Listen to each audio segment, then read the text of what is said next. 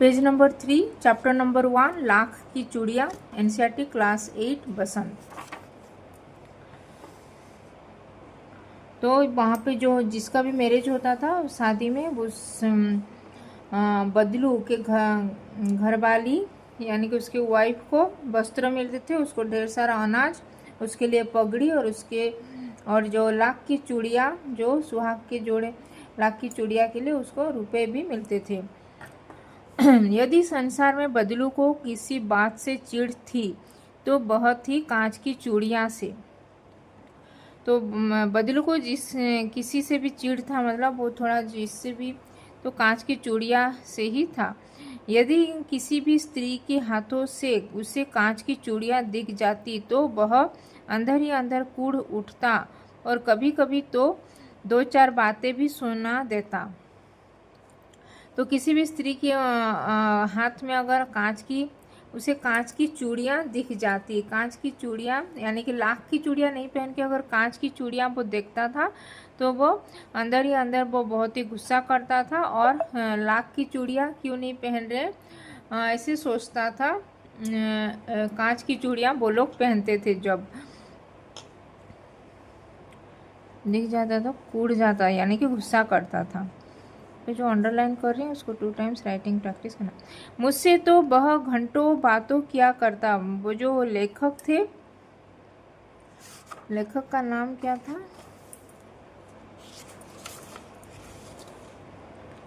कामतानाथ। हाँ, कामतानाथ जो अपने मामा के गांव में जाते थे तभी वो बदलू के साथ घंटों देखा करते थे उसकी कांच की जो लाख की चूड़ियाँ बनाना। तो मुझसे तो वह घंटों तक बात किया करता। जो लेखक के साथ वो बदलू बहुत ही घंटों भर बात करता था। कभी मेरी पढ़ाई के बारे में पूछता तो बदलू काका जो बोलते थे उनको, बदलू को, तो वो पूछता था बदलू काका उनके कि कैसे पढ़ाई चल रहा है, ऐसे पढ़ाई के बारे में पूछता था बदलू। वो जो ये कामतानाथ जो लड़का उनके मामा के गांव जो जाते थे, कभी मेरे घर के बारे में और कभी यूं ही शहर के जीवन के बारे में। कभी वो कामतानाथ जो छोटे बच्चे थे तभी उनके बारे में पूछता था, उनके घर के बारे में, और कभी उनके जो शहर में रहते थे कामतानाथ उनके जो परिवार के साथ उनके बारे में पूछता था। उससे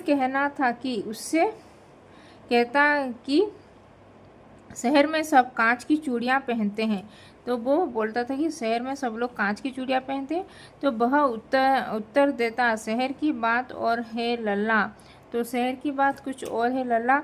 वहाँ तो सभी कुछ होता है, वहाँ पे सब कुछ होता है, लेकिन वहाँ तो औरतें अपने मर्द का हाथ पकड़कर सड़कों पर घूमती भी हैं।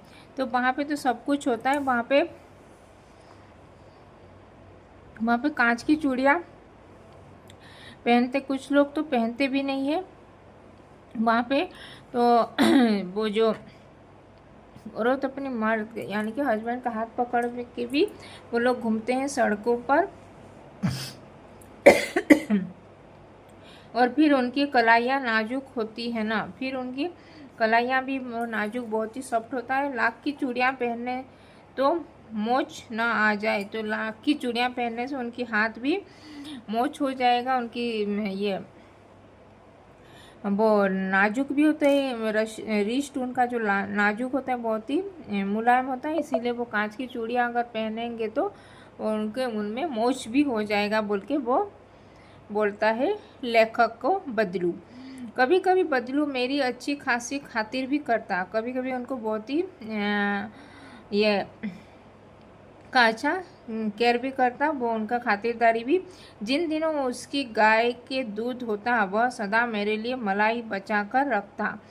जिन दिनों जो उसकी गाय बछड़ा को पैदा करता तो तभी वो ज़्यादा मिल्क जब देता है उसकी गाय, तो वो मलाई वो जो लेखक कामतानाथ के लिए वो बचा के रखता था।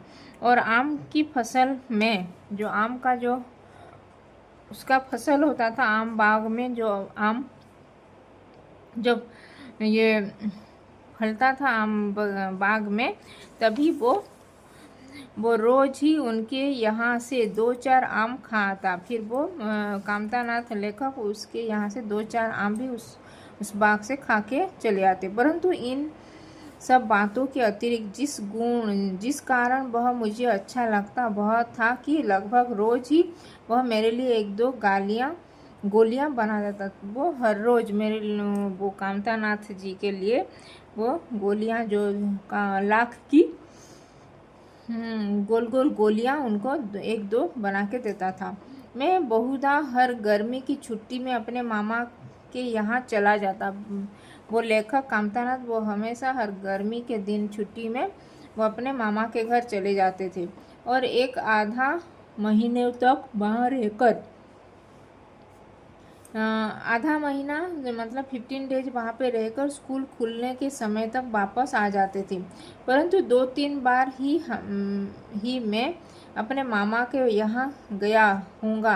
तभी मेरे पिता की एक दूर के शहर में बदली हो गई। जब उनके जब पिताजी का ट्रांसफ़र हो गया, जो कामतानाथ उनके पिताजी का, तभी और एक लंबी अवधि तक मैं अपने मामा के गांव नहीं जा सका। फिर वो दूसरे शहर में चले गए, तो तभी वो अपने मामा के घर वो ये छुट्टी के समय ये गर्मी की छुट्टी में वो नहीं जा पाए थे। तब लगभग 8-10 वर्षों के बाद जब मैं वहाँ गया, फिर जब 8-10 साल के बाद जब वो अपने मामा के गांव गए थे, तो इतना बड़ा हो चुका था कि लाख की गोलियां में मेरी रुचि नहीं रह गई थी। तो जब वो बड़े हो गए थे कामतानाथ लेखक, तो तभी वो लाख की गोलियां में उनका भी रुचि नहीं था, उनका इंटरेस्ट भी कम हो गया था। अतः गांव में होते हुए भी कई दिनों तक मुझे बदलू का ध्यान न आया। फिर वो गांव में होने से भी वो बदलू के बारे में वो नहीं भी सोच रही थी, उनका ध्यान भी नहीं आया था।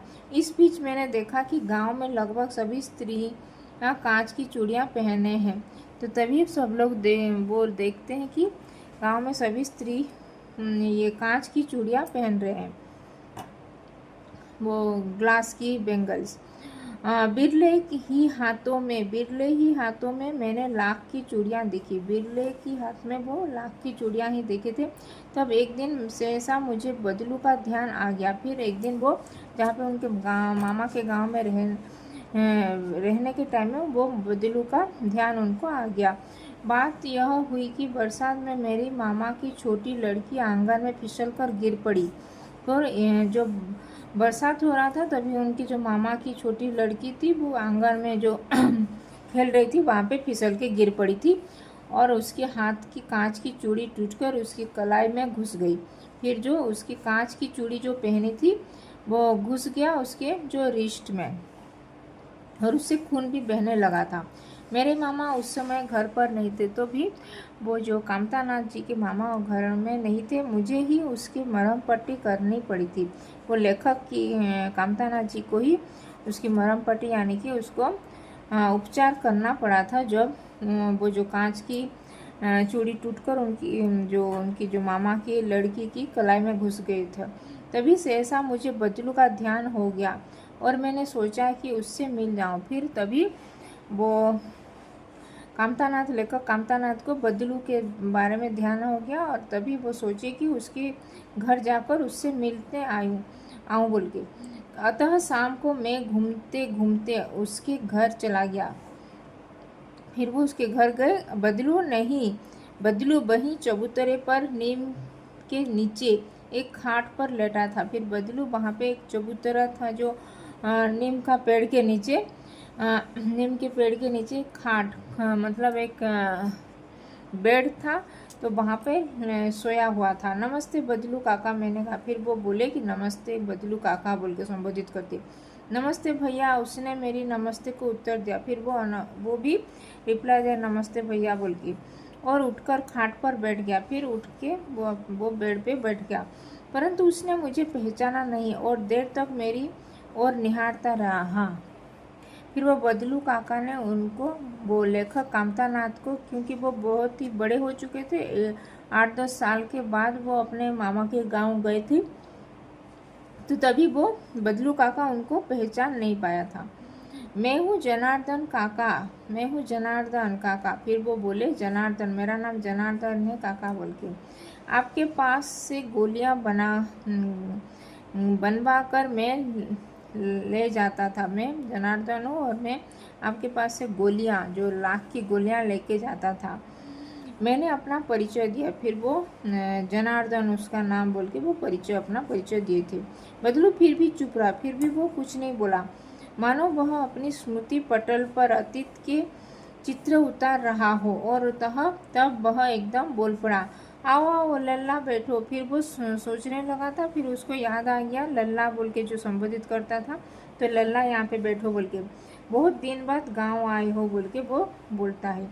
हाँ, इधर आना नहीं हो सका काका, मैंने चारपाई पर बैठते हुए उत्तर दिया। फिर वो बोले जनार्दन फिर कि मैं यहाँ पे नहीं आ पाए थे, 8-10 साल के बाद मैं अपने मामा के गांव में भी आया हूँ, तो बहुत दिन के बाद मैं यहाँ पे आया हूँ। और वो चारपाई जो जो वहाँ पे जो बेड ये पे लेटा हुआ था वो बदलू, वहाँ पे ऊपर वो बैठते हुए वो रिप्लाई दिए थे। तो ये था पेज नंबर 4, पेज नंबर 4, 3 और 4 का। ये पेज नंबर 3 और पेज नंबर 4 का था ये चैप्टर नंबर 1, लाख की चूड़ियाँ का। तो यहाँ पे जो भी डाउट है कमेंट में लिख सकते हो। और अभी तक चैनल को सब्सक्राइब नहीं किया तो हिंदी पाठमाला विद ममता चैनल को सब्सक्राइब कर देना। तो धन्यवाद, थैंक यू।